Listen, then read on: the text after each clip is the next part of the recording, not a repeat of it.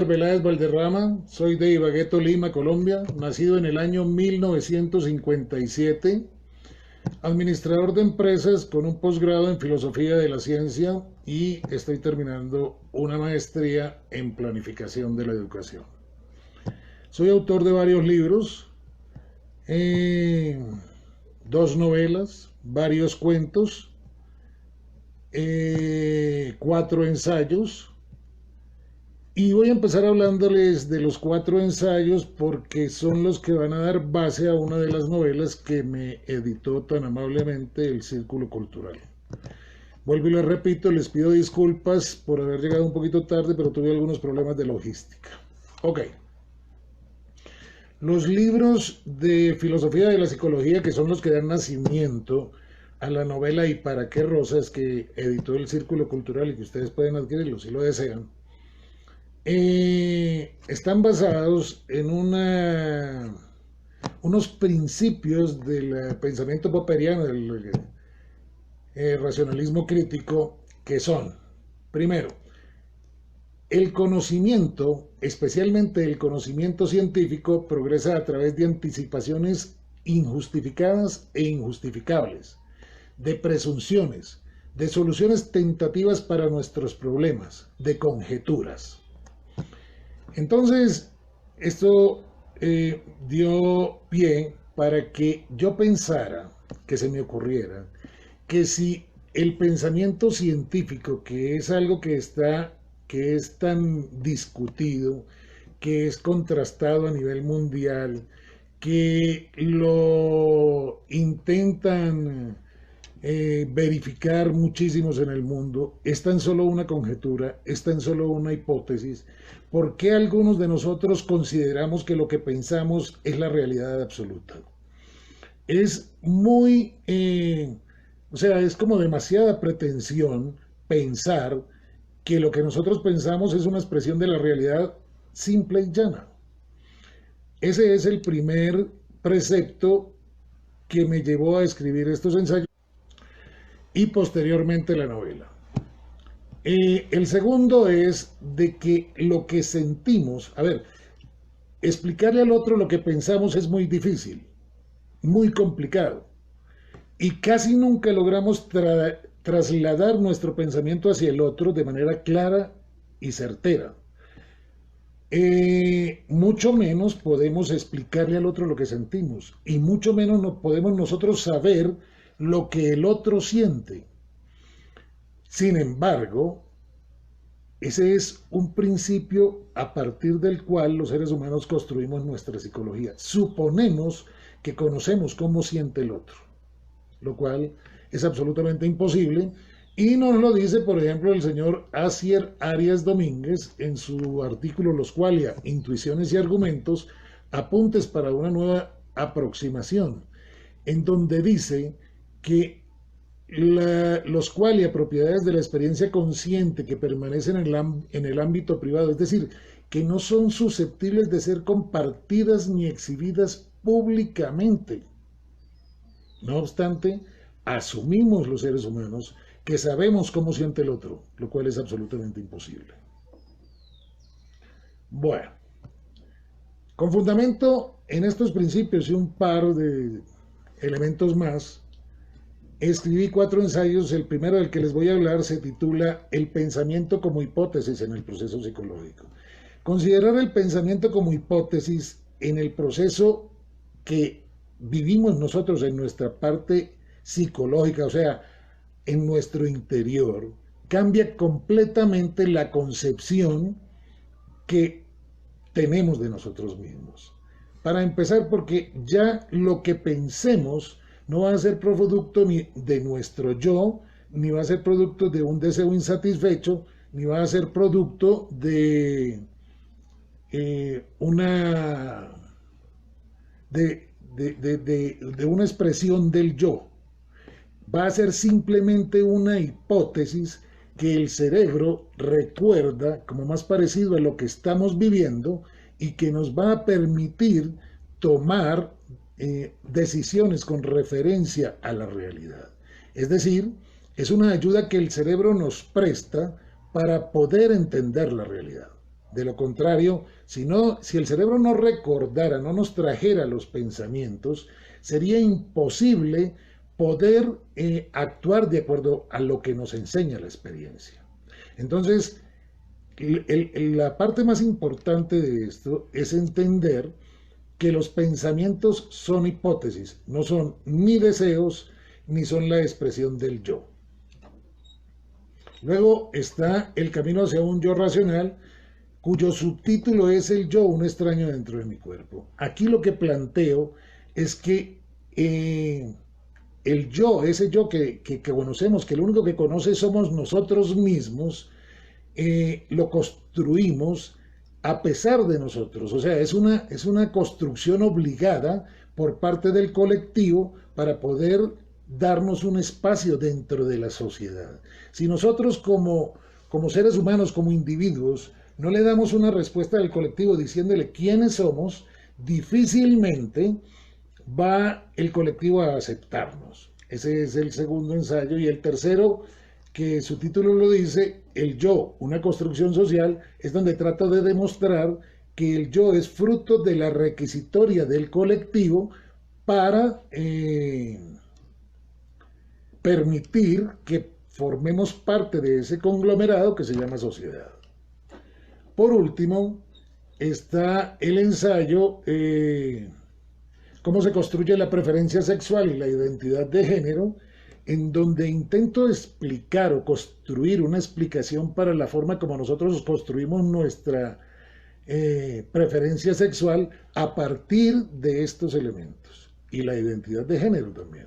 Ese es el último ensayo que escribí y que son los 4 que van a dar nacimiento a la novela ¿Y para qué rosas? Que editó el Círculo Cultural. Ahora procedo a hablar de la novela. Es una novela de tipo psicológico, de hecho hay un psicólogo allí, uno de los personajes, y busca como dar a conocer esa visión que me permitió los ensayos anteriores, porque creo que es fundamental entender que el pensamiento es solamente una opción que nos brinda el cerebro, y es lo que yo trato de plasmar en la novela. La novela transcurre en la Bogotá zanahoria del doctor Mockus y ha tenido muy buena aceptación. Afortunadamente fue editada en la primera edición por la Fundación Editorial El Perro y la Rana en Venezuela.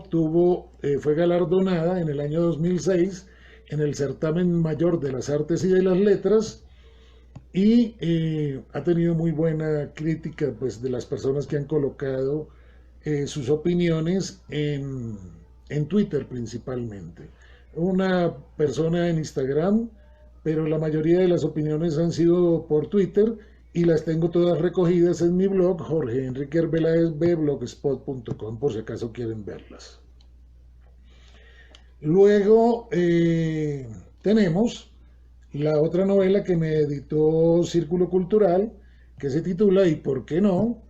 Es una novela, bueno, tiene un prólogo precioso realizado por Mario López, un periodista colombiano que escribió una cosa bellísima para prologar la novela. Lo tengo en mi blog también, si quieren leerlo, a lo mejor eso los motiva para comprar la novela, y es una pieza bellísima de la literatura, me parece a mí. Es una ucronía sobre la realidad colombiana. Esta novela yo la escribí en el año 1999-2000, cuando la paz en Colombia todavía era un sueño, como una quimera, una cosa de la que era imposible hablar. Y lo que es básicamente un reclamo de esos seres que somos como la gran mayoría, que no queremos un país más en guerra. Llevamos más de 200 años en guerra, y creo que la gran mayoría de los colombianos tenemos el deseo de vivir en paz, y fue esa la razón por la que la escribí, porque nos merecemos vivir en paz, merecemos que nuestros hijos, nuestros nietos tengan la posibilidad de crecer como personas en un país en donde se respeta la vida y se respeta al otro, el derecho ajeno. Por último, un cuento que también editó Círculo Cultural, que ha tenido muy buena aceptación en todo el mundo de habla hispana. Se titula La Coma Vanidosa, que en Colombia difundió muy amablemente un escritor también de aquí de la casa, del Círculo Cultural, un excelente escritor por lo demás, Betuel Bonilla, que aquí le editan unos de sus mejores libros y lo dictó, él dicta muchos talleres a nivel nacional y él lo presentó en sus talleres y se titula La Coma Vanidosa. A ver, La Coma Vanidosa la escribí por un problema que existe en la actualidad en el mundo, no solo en Colombia, pero en el mundo en general. 6 de cada 10 personas no entienden lo que leen. Y no entienden lo que leen porque desconocen algunos de los elementos que le dan sentido al texto en última instancia. Yo escribí esto para quienes están en un nivel de lectura donde ya pueden leer más o menos rápidamente, donde tienen un dominio, cierto dominio del léxico y están en un nivel de comprensión de frases, y es con el objetivo de que la persona sepa que cualquier problema de comprensión de lectura no se debe, en el momento cuando lo escribí, no se debe a su incapacidad mental o su capacidad de inteligencia, pues, sino a que desconoce los elementos que le dan sentido al texto en última instancia. Y en este nivel de lectura estamos hablando de los signos de puntuación, por eso lo llamé La Coma Vanidosa. Y busca enseñar la importancia de los signos y el uso de algunos de los signos, si no todos, sí gran parte de ellos. Este libro ha tenido muy buena aceptación. De hecho, lo trabaja, que yo tenga referencia a través de internet. En Argentina lo trabajan en Ciudad de Mendoza, la Secretaría de Educación, en un programa que se llama La Escuela Escribe Bien. Lo trabajó el gobierno de República Dominicana en un programa que se llama Programa Solidaridad. Lo llevó, no sé si a todo el país, pero aparece reseñado como visitando algunas zonas en un programa para mejorar la comprensión de lectura. En Panamá también lo he visto reseñas de colegios, México, España en los colegios Atendis, allá también lo convirtieron en obra de teatro, al igual que en Venezuela y al igual que en Panamá. En Colombia, como ya dije, de la mano de mi estimado amigo Betuel Bonilla. Venezuela, Perú, Ecuador. De Chile no tengo reseña de ninguna especie. Y es un libro que se ha trabajado muy bien en todos estos espacios. El, el objetivo es ese, cuando lo escribí, pues, que las personas tuvieran claro que cuando no entienden, no es un problema de capacidad mental, no es un problema de inteligencia, es un problema de desconocimiento de las herramientas para lograr una mejor comprensión de lectura. Son muchas las personas que se frustran por este hecho, y en función de eso, pues yo quise hacer esa aclaratoria. Tengo otros libros que no han sido editados, Agamenón o El arte de lo contrario, Las palabras enojadas, en donde intento enseñar cómo se coloca el acento ortográfico, y un cuentico que es una tomadura de pelo que se titula Mira, es contigo. Y un par de obras que todavía no han visto la luz, no han salido a la luz pública. Bueno, la charla que pienso dar nace de un reclamo permanente por parte de muchos estudiantes y la gran mayoría de las personas, e incluso de parte de una gran cantidad de profesores. ¿Qué es comprender la literatura? Que está muy unido a la pregunta, cuando uno es estudiante, de cómo evaluar en literatura. Parece como muy simple, ¿no? Pues, eso es como muy simple, pero yo quiero explorarlo porque en los últimos meses se ha presentado un reclamo generalizado de parte de algún público que lee o que tiene que leer. Y hay una pregunta que a veces algunas personas no saben responder o no sabemos responder. Y es cuando a uno le pregunta un estudiante o una persona común y silvestre, ¿de qué me sirve leer una novela? ¿De qué me sirve leer un cuento? ¿De qué me sirve leer un poema? ¿Qué le decimos? Si nosotros no le podemos responder a la persona, aunque yo supongo que quienes me están viendo pues tienen esa idea muy clara, pero si nosotros no le sabemos responder a la persona, pues esa persona no va a tener ninguna razón para sentarse a leer. Y es esa indagación la que quiero realizar. Ok. En Colombia, los colombianos solamente leemos 2,8 libros por año, lo cual es un porcentaje realmente muy pobre. Y de esos 2,8 libros por año, hay una gran cantidad de libros de autoayuda y libros de religiosos que dejan la literatura muy mal parada. Ok. Yo creo que todos quienes están escuchando tienen muy claro cuál es el objetivo de leer una novela, cuál es el objetivo de leer un cuento y cuál es el objetivo de leer un poema. Pero no sucede así con la gran mayoría de la población. De hecho, en Colombia tan solo el 1% de los estudiantes tiene un nivel de lectura crítico, según las encuestas PISA y las encuestas Pearce. Entonces, es importante que respondamos esto, para que tengamos claro qué le decimos a los muchachos, porque es que en los colegios estamos haciendo un procedimiento que o no está funcionando o algo está pasando con lo que se está haciendo. O sea, decir que hemos mejorado porque pasamos de 1,8 a 2,8 es decirnos mentiras. Necesitamos crear generaciones de lectores. En la medida en que más gente lea, más gente se vuelve crítica, más gente mejora su capacidad de comprensión. Leer nos hace mejores lectores cada vez, así como el que juega mucho fútbol se vuelve mejor futbolista, leer nos hace mejores lectores. Y esa es la respuesta que yo quiero tratar de encontrar. Ok. En los colegios, normalmente se pone a los estudiantes a leer una novela y el estudiante espera que le digan qué es lo que tiene que aprender.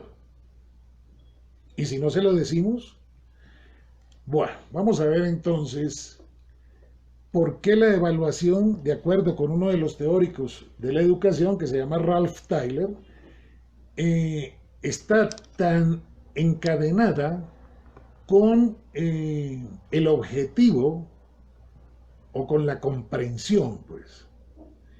Si yo le digo a alguien, léase una novela, es porque yo espero que comprenda algo, que entienda algo de lo que se le está diciendo. A veces los profesores tienen tanta gente que no, o sea, pensar que un profesor se puede leer todos los libros del mundo, pues es imposible.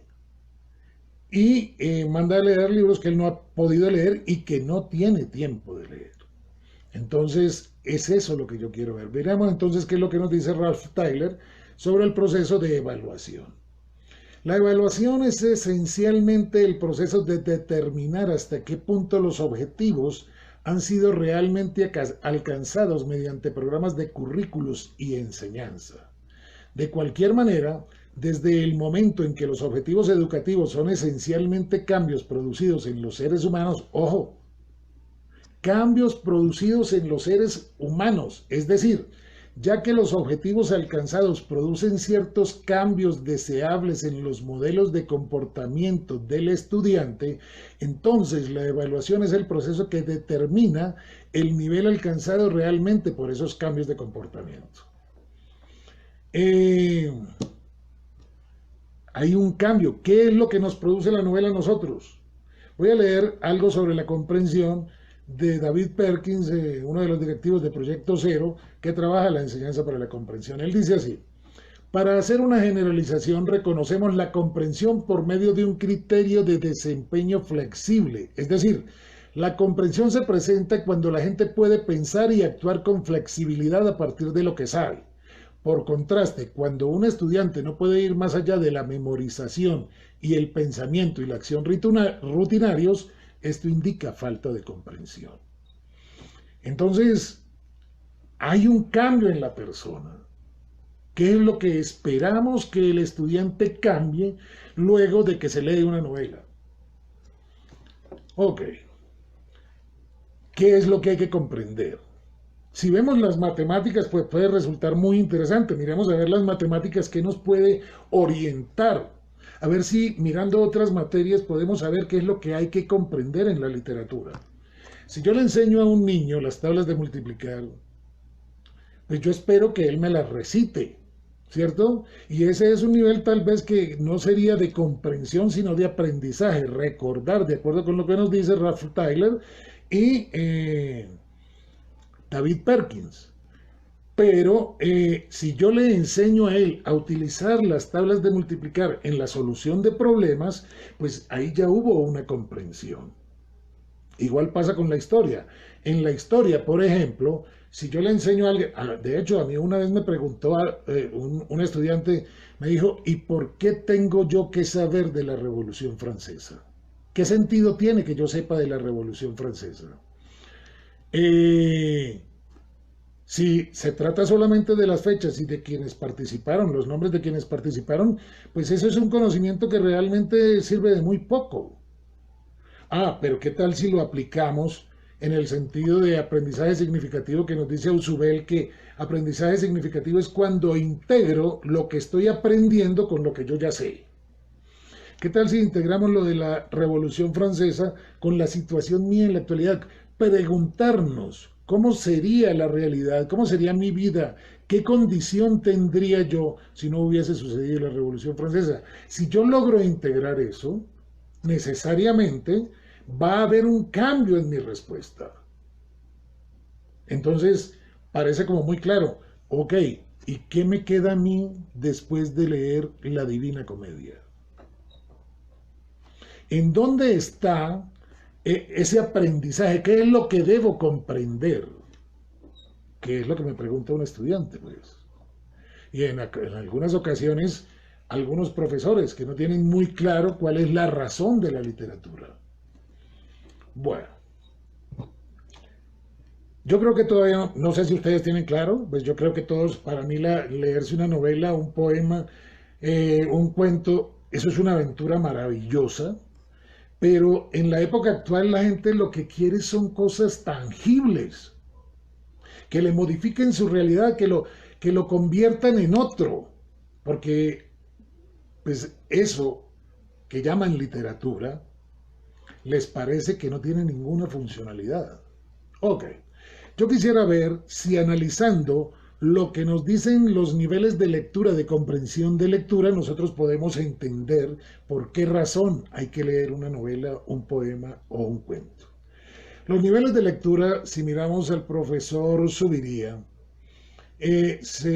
son 6 niveles, dice él. El nivel fonético, que la persona puede leer las grafías y leer más o menos de manera fluida. Quiero hacer una aclaratoria. Muchos de nuestros estudiantes están en ese nivel. Entonces, eso es algo que hay que tener en cuenta. Luego tenemos la decodificación primaria, que se centra en reconocer las palabras y conocer su significado. El léxico de nuestros estudiantes no es todo lo amplio que lo necesitamos. Decodificación terciaria. En este nivel se trata de identificar la idea principal del párrafo. Aquí necesitamos los signos de puntuación. Luego está el nivel de lectura categorial, que se trata de articular toda la idea en capítulos, lectura metasemántica, que son los dos últimos niveles de lectura. Entonces, aquí cabe preguntarse, ¿qué nivel de lectura tiene mi estudiante? ¿Qué nivel de lectura puede dar? ¿Y qué le voy a exigir?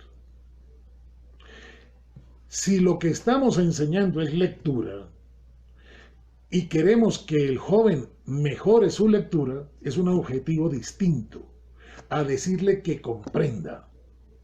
Pero bueno, quiero que miremos esto porque si nos remitimos a que los dos últimos niveles son de crítica, nivel de lector crítico, y tan solo el 1% de los estudiantes en Colombia tiene ese nivel, entonces, ¿qué le estamos exigiendo a nuestros estudiantes? Ok.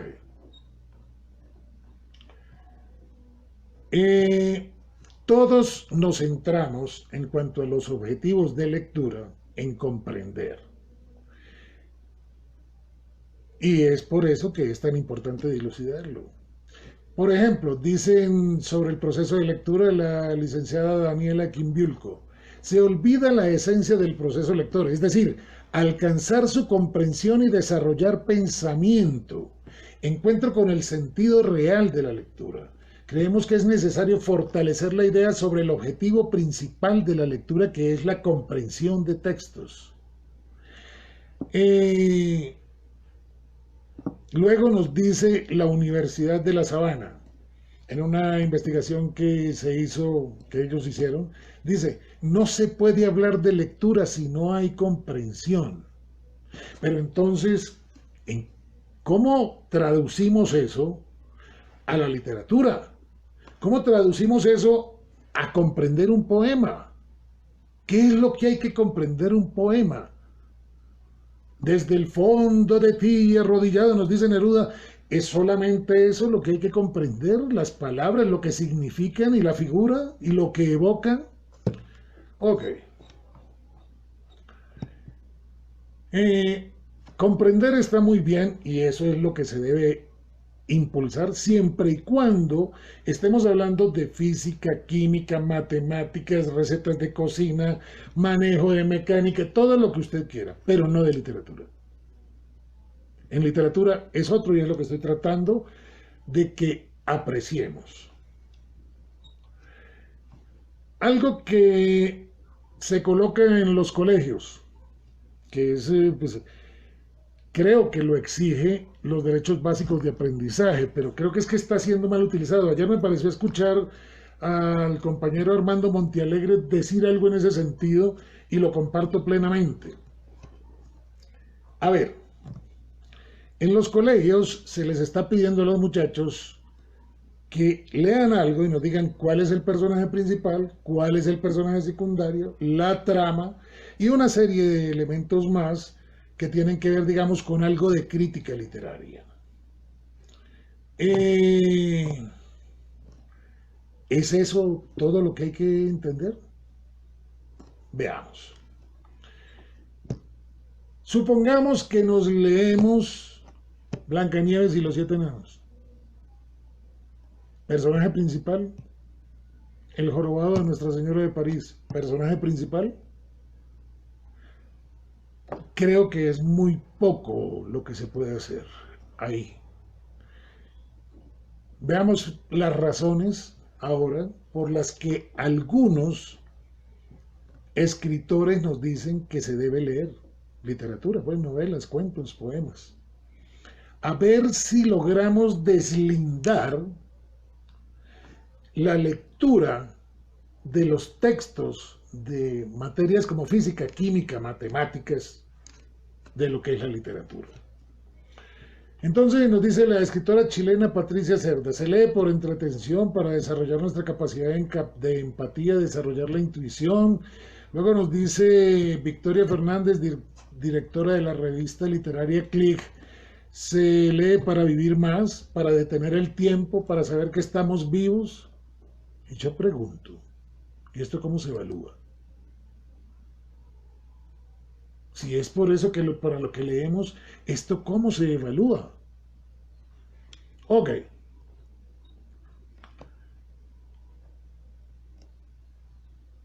Si el objetivo, porque pareciera que eso no se puede evaluar, entonces, ¿para qué mandamos a los muchachos a leer? Yo creo, de acuerdo con lo que dice el Plan Nacional de Lectura, el objetivo es crear lectores, pero yo creo que no se está haciendo de la manera correcta. Vamos a suponer que queremos que nuestro hijo se vuelva futbolista. ¿Qué le regalamos? ¿Un libro de técnicas de fútbol? ¿O le compramos un balón y lo llevamos a que juegue?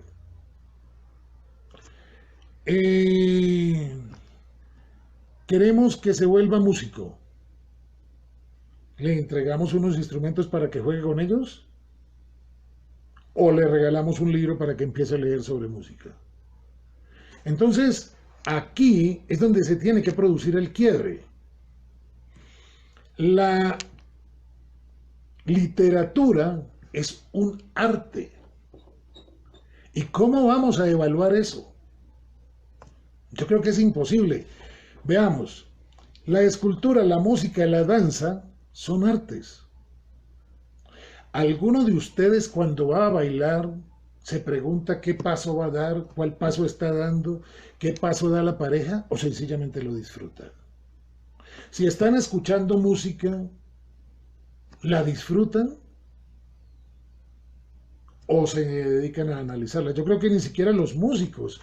No hay músico que esté escuchando algo y se dedique a analizar la música. Eso lo hace cuando está trabajando. Ok.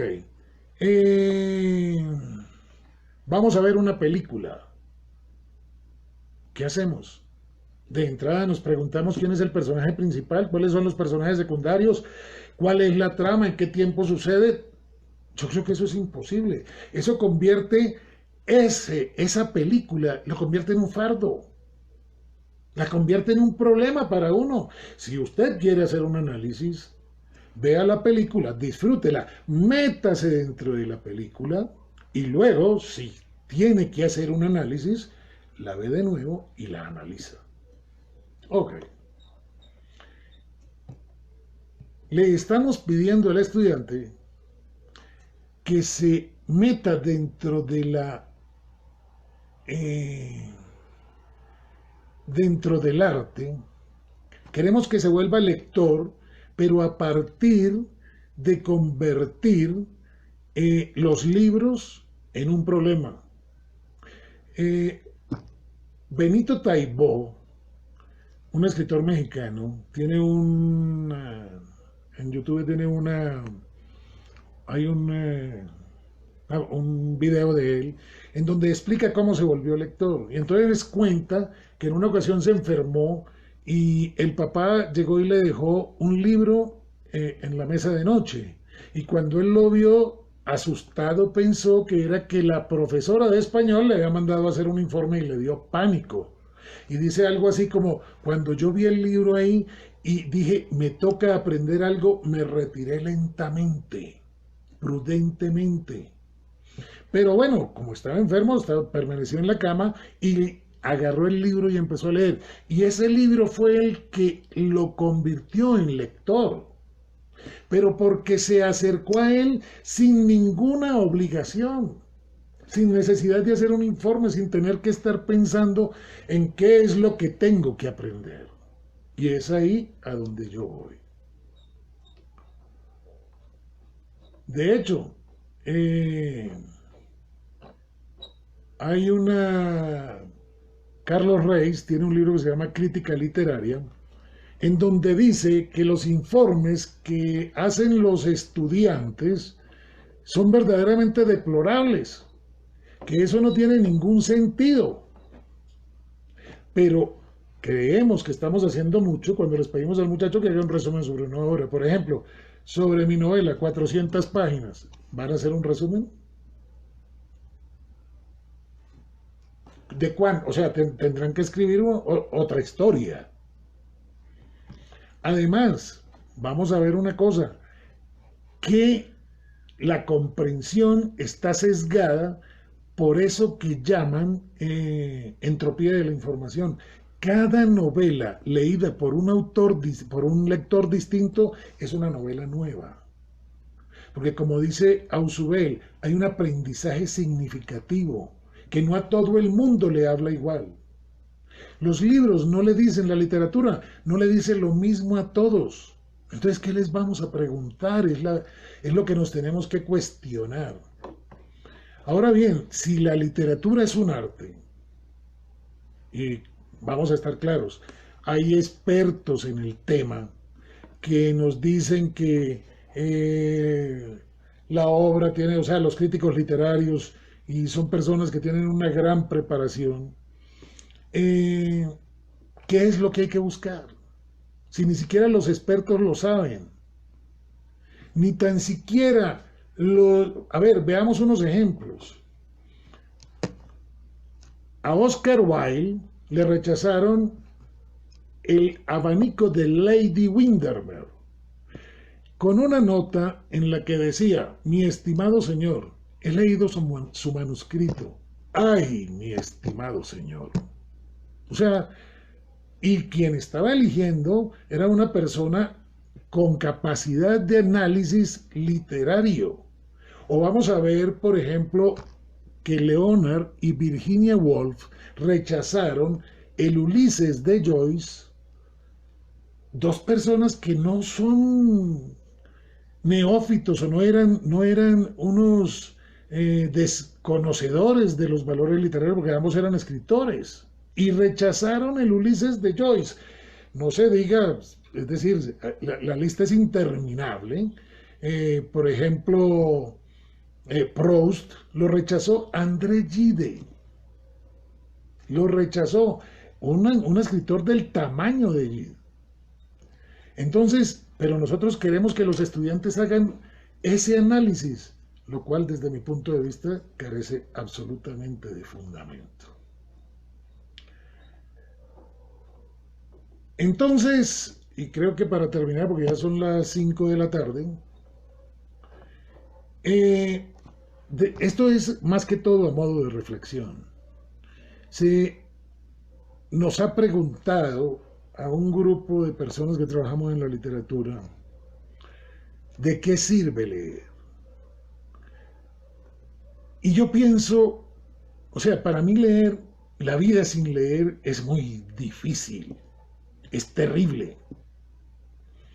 De hecho, yo leo todos los días de mi vida y yo quisiera que todo el mundo leyera. Pero yo como escritor, lo último que yo espero es que mis lectores tengan que sentarse a leer mi libro pensando en cuál es la trama, cuál es el personaje principal, cuál es el personaje secundario, cómo se desenvuelve eso. No, yo lo que quiero es que lo disfruten y que si les habla mi libro, ellos puedan aprender algo.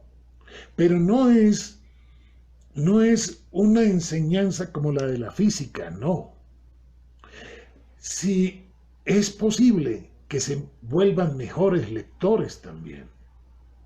Entonces, el colofón de esto, para terminar, es invitar a todos a que cuando mandemos o pidamos a los estudiantes que lean una novela, un cuento o un poema, los dejemos que lo hagan de manera libre. De hecho, hay unos comentarios de, por ejemplo, Virginia Woolf, que dice, buenas tardes, que dice, perdón, dice así: no solo es el libro de tal clase, sino que es de tal valor. Aquí falla, aquí funciona, esto es malo, esto es bueno. Hablando de criticar un libro, desempeñar esta parte del cometido necesita tanta imaginación, perspicacia y conocimiento que es difícil concebir que haya una solamente lo bastante dotada para ello. Es imposible, aún para la persona más segura de sí misma, encontrar algo más que las semillas de esas capacidades en su interior. ¿No sería más sensato entonces renunciar a esta parte de la lectura y permitir a los críticos, las autoridades cubiertas de pieles y vestidas con togas de la biblioteca, que decidan por nosotros la cuestión del valor absoluto del libro? Podemos acentuar el valor de la empatía, podemos tratar de hundir nuestra propia identidad cuando leemos, y es eso a lo que yo me refiero. Vamos a tratar de dejar que el libro sea de disfrute. De hecho, las conversaciones más agradables que he tenido con algunos de mis lectores, con estudiantes, es hablando sobre lo que les dejó el libro, no sobre lo que aprendieron, lo disfrutaron, les encantó, los maravilló. Para mí es suficiente como escritor. Lo demás, si los críticos quieren decir lo que quieran de mis libros, maravilloso, bien recibido será. Pero con los estudiantes, primero, no evaluar, porque no hay cómo evaluar la riqueza que deja la lectura de una novela, de un cuento, de un poema. Eso es un crecimiento personal. Bueno, creo que hasta aquí llegué. Ya cumplí el tiempo que estaba estipulado. Les agradezco por su participación, espero que haya sido de interés para todos ustedes. No sé si hay algún tipo de intervención que ustedes quieran hacer, estoy a la disposición. Gracias.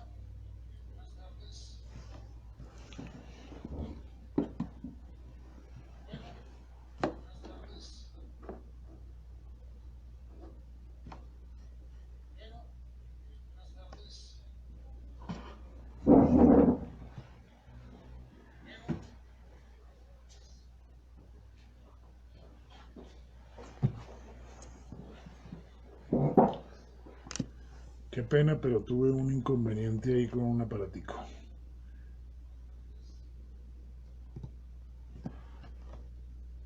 Bueno, creo que no hay ningún comentario. Espero haberles resultado interesante. Ciertamente, amigo Carlos Alberto Santana, es un viaje. Leer es un viaje maravilloso. Y eso es lo que hay que dejar que los muchachos hagan. No llenarlos con un fardo muy pesado, que es un trabajo que es para especialistas, como dice Virginia Woolf. Dejemos que ellos hagan eso. Pero nosotros y nuestros estudiantes vamos a disfrutarlo. Vamos a sentirnos bien y a hablar de qué le pareció, qué le gustó, qué le disgustó. Eso es el arte. La literatura no es un libro de texto, las novelas no son un libro de texto, las novelas son para sentirlas, igual que los cuentos, que los poemas. Y con referencia a los poemas, ¿qué podemos evaluar? ¿Qué podemos evaluar con referencia a los sentimientos? A lo que cada libro le dice a cada persona. Eso no se puede evaluar. Bueno, mil gracias a todos. Que tengan una feliz tarde. ¿Alguna otra pregunta? Perdón, ¿alguna otra observación?